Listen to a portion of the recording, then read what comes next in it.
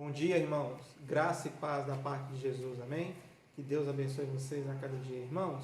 Estamos mais uma vez aqui com a nossa Escola Bíblica Dominical pela internet. Hoje com o tema da nossa lição, Violência Urbana e a Segurança, baseado em Mateus capítulo 26, a partir do verso 51 ao verso 54, que diz assim: Um dos que estavam com Jesus, estendendo a mão, puxou da espada e feriu o servo do sumo sacerdote, cortando-lhe uma orelha. Então Jesus lhe disse: Guarda a tua espada, pois todos que a usarem a espada morrerão. Ou pensas que tu não poderia agora orar a meu Pai, e ele me mandaria imediatamente mais de 12 legiões de anjos?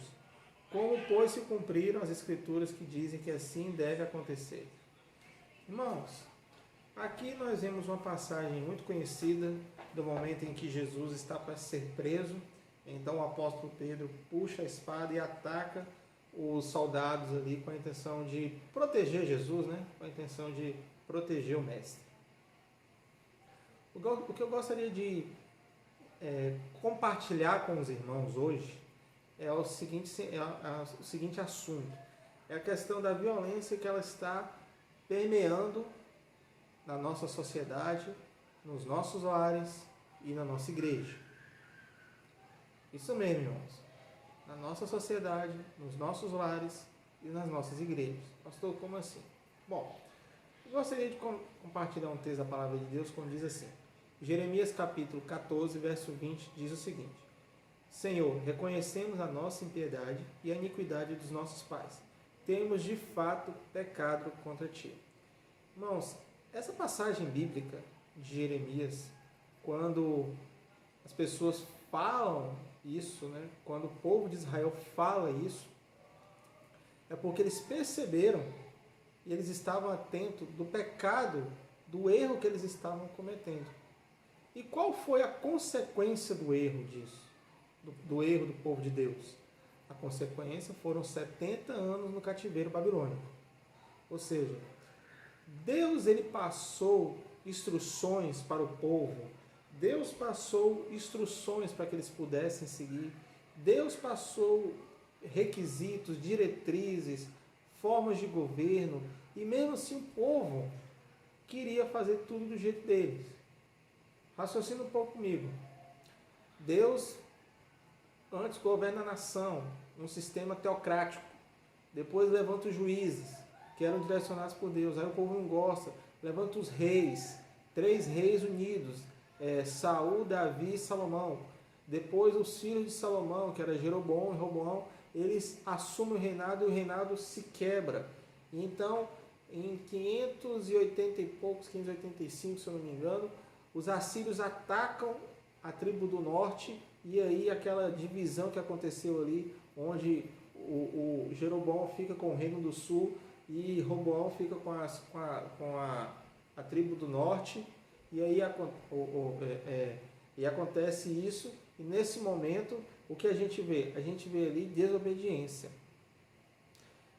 E a consequência é que os assírios atacam a tribo do norte era destruída, a gente não sabe o que aconteceu com ele, não há registro histórico, não há registro nada na história sobre isso.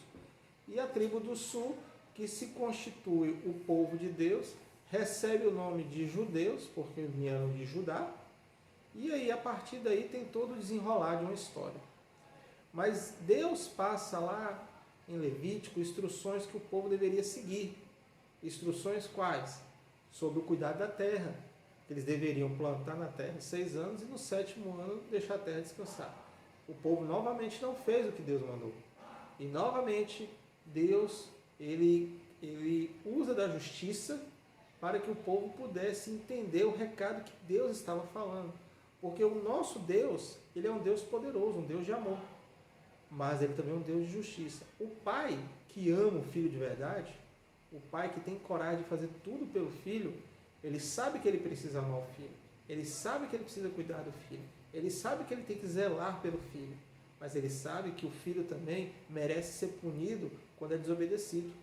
Ele sabe também que ele tem que ser justo com o filho quando o filho ele não atende às necessidades do pai. A famosa birra, né, desobediência. Né? Lá na Bahia a gente chama de pirraça. Né? Fulano está fazendo pirraça, está fazendo birra.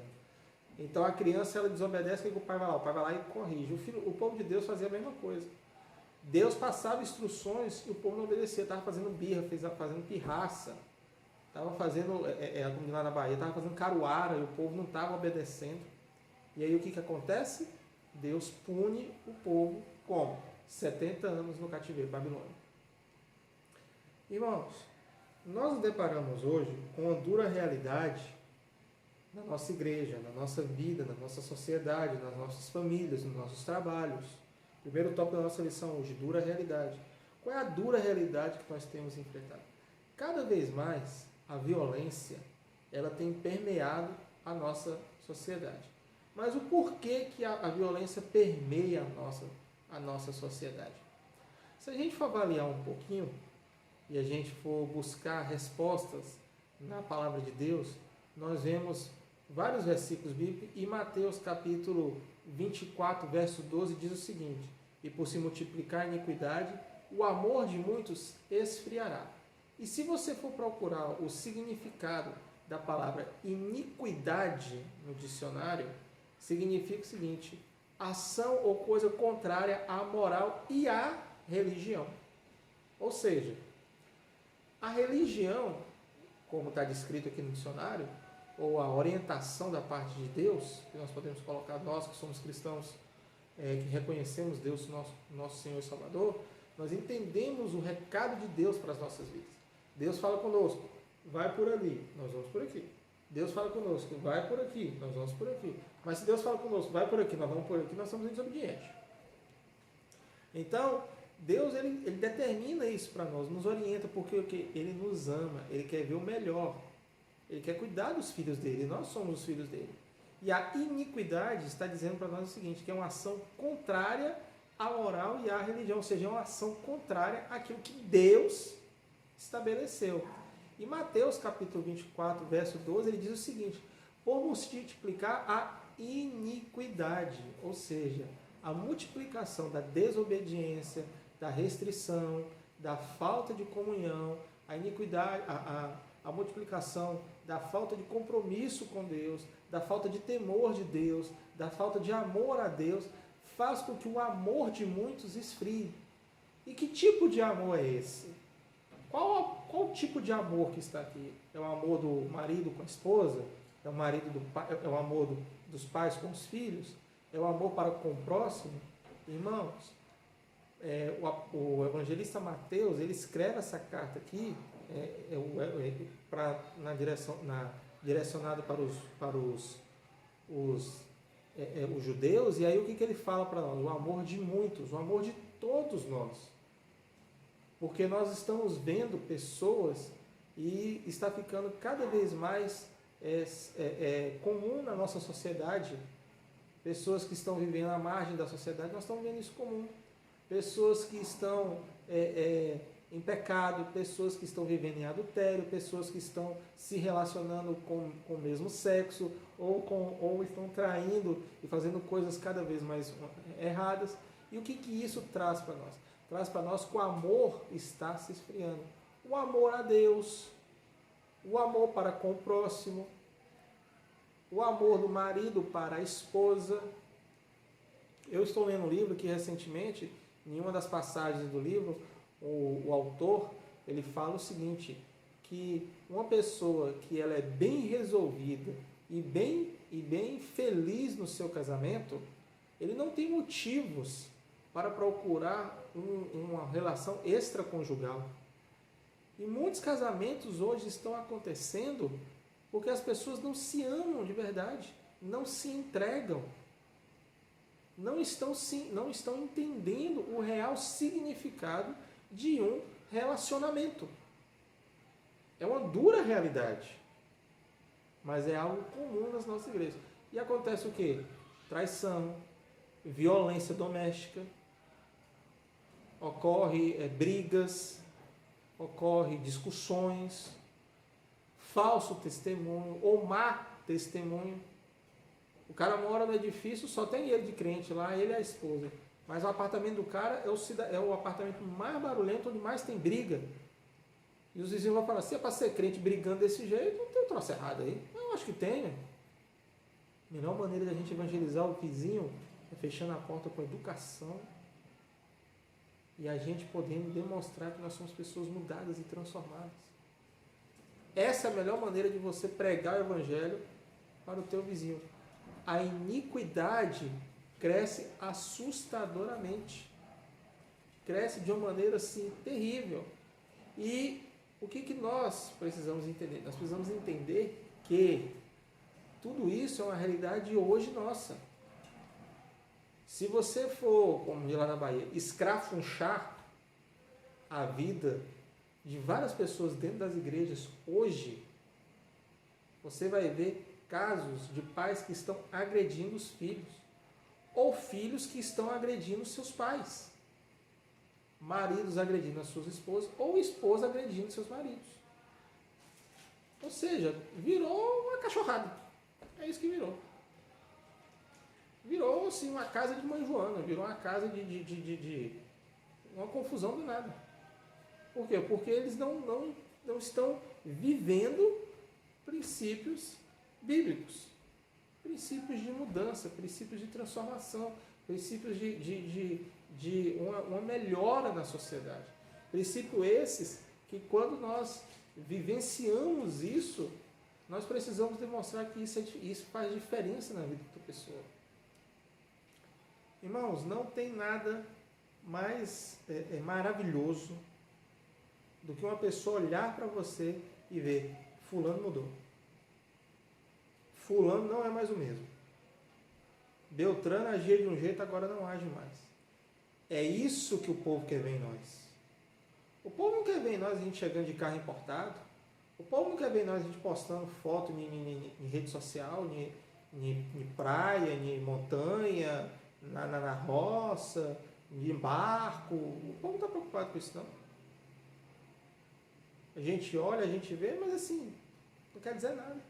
Mas o não crente, ele quer ver nos crentes mudança de vida.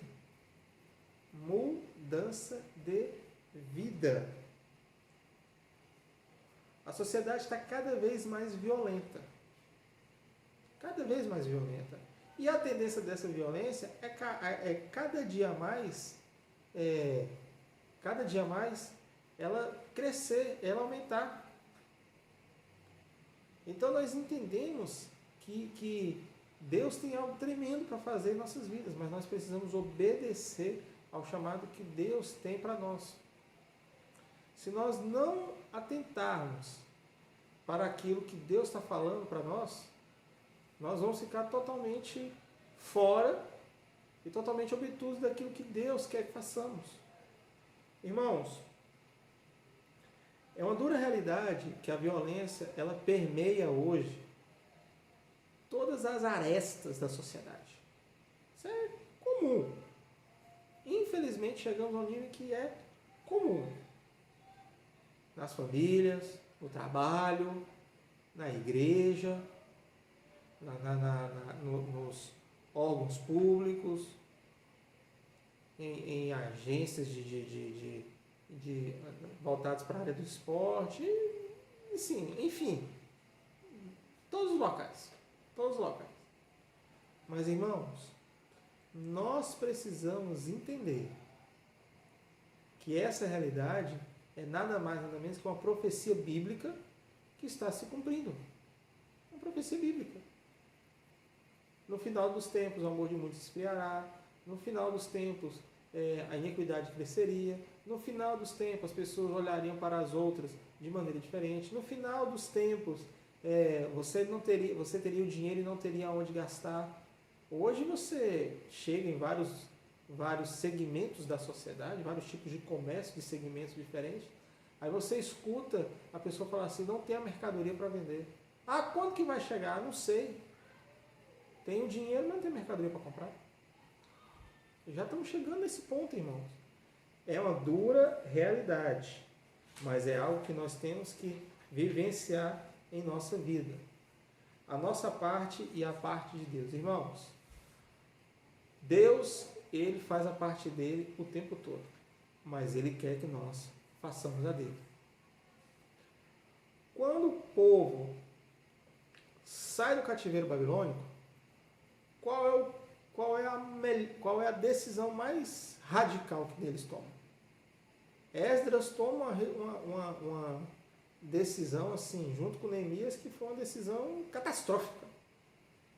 Eles pegam todas as mulheres e crianças que eram descendentes da tribo do norte e mandam esse povo para o deserto, manda esse povo lá para o raio que o parta.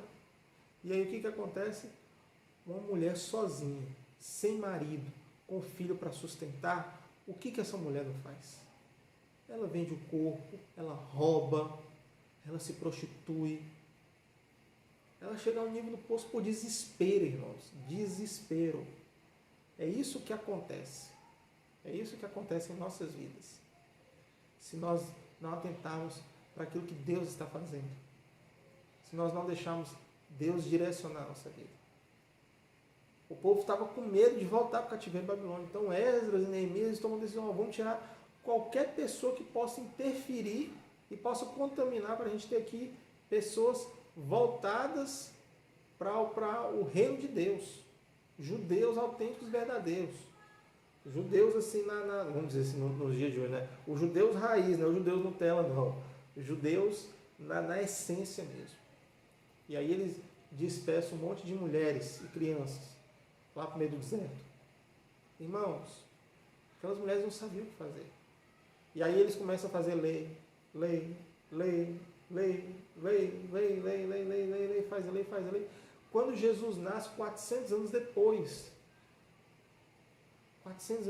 ou mais de 400 anos depois, né, que a gente sabe que tem uma diferençazinha aí, mais de 400 anos depois, é tanta lei e tanta rigorosidade, tanto rigor para poder cumprir a lei, que ninguém dava conta de cumprir a lei toda.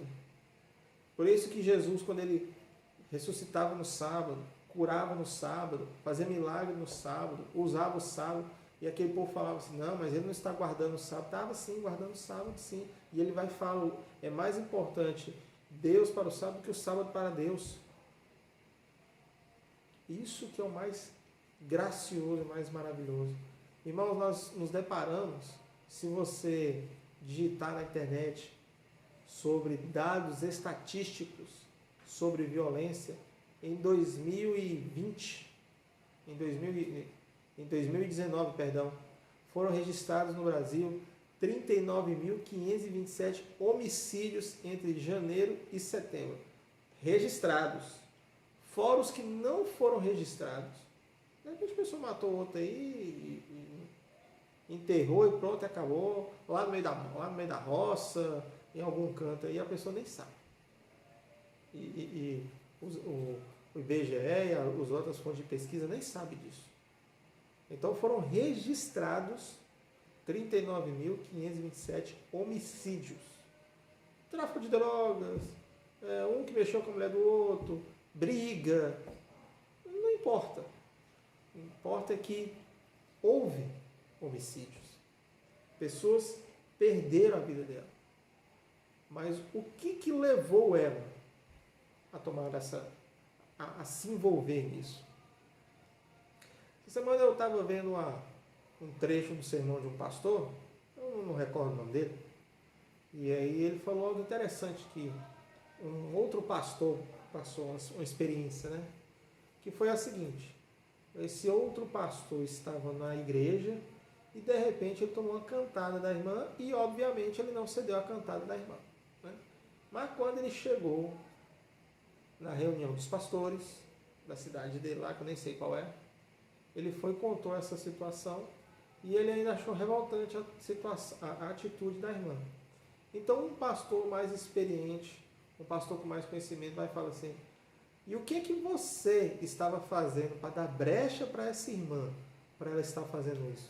Irmãos, às vezes nós fazemos algumas coisas que é nós dando brecha, dando oportunidade, dando opções para que o diabo possa agir, para que o homem possa agir e para que a nossa carnalidade possa agir e que para o Espírito Santo não haja. A gente dá oportunidades. no sentido de que mulheres se vestem de maneira ousada e vulgar, homens usam gestos, palavras e termos e relacionamento e chega perto da irmã como se não tivesse nada a ver, não tem respeito, não tem pudor. Irmãos, é sério, é sério. Eu duvido que Jesus chegava e falava, vem cá dar um abração assim e tal. Eu duvido que Jesus fazia isso. Não, com certeza Jesus tinha um relacionamento muito mais sério. Irmãos, isso é verídico, isso é algo que nós precisamos entender. Podemos colocar cerca elétrica, caco de vidro, cerca eletrificada, constantino de choque, não sei o quê, e cachorro bravo, e isso e aquilo, aquilo. Se o Senhor não edificar a casa, em vão trabalhos que edifica. Se o Senhor não vigiar a cidade, em vão vigia a sentinela. Salmo 107, se eu não me engano. Irmãos, precisamos estar atentos a fazer simplesmente a vontade de Deus. Precisamos estar atentos para fazer a vontade de Deus em nossas vidas, naquilo que Deus estabeleceu para nós.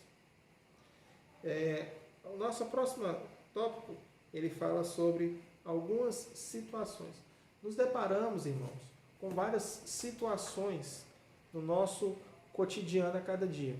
Por exemplo, Jesus passou por uma situação com Pedro, passou 3 anos treinando Pedro, 3 anos do lado de Pedro, 3 anos junto com Pedro.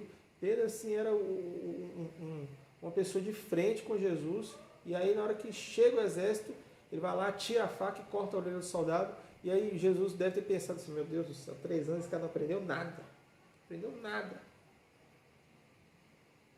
Não aprendeu nada, irmãos. Nada. Nós temos que enxergar tudo que Deus tem para fazer para nós. Nós temos que enxergar tudo aquilo que Deus quer que nós façamos. Nós precisamos aprender, entender aquilo que Deus estabelece para as nossas vidas. Sabemos que muitas coisas são difíceis, mas que nós precisamos ir além, caminhar mais uma milha, estar próximos de Cristo, vivenciar o Evangelho e estarmos devidamente preparados para vivenciarmos situações cada vez mais catastróficas e perigosas que vão se aproximando das nossas vidas. Eu quero dizer algo, irmãos. Não pense que o mundo vai melhorar. Não pense que eleições, homens, vão mudar o país ou a nação. Não pense nisso. Homens não têm essa capacidade. É somente Deus que pode fazer. E estamos nos aproximando de uma eleição. Eu espero que você vote de maneira consciente. Que você busque a Deus para você tomar a melhor decisão da sua vida. E eu gostaria de terminar orando. Gostaria de orar por você. Que Deus abençoe sua vida a cada dia. Pai, muito obrigado por tudo que o Senhor tem feito. Eu te agradeço porque até aqui o Senhor tem nos sustentado e nos guardado. Obrigado por tudo que você tem realizado por nós, em nome de Cristo Jesus. Amém. Que Deus te abençoe e que Deus te guarde.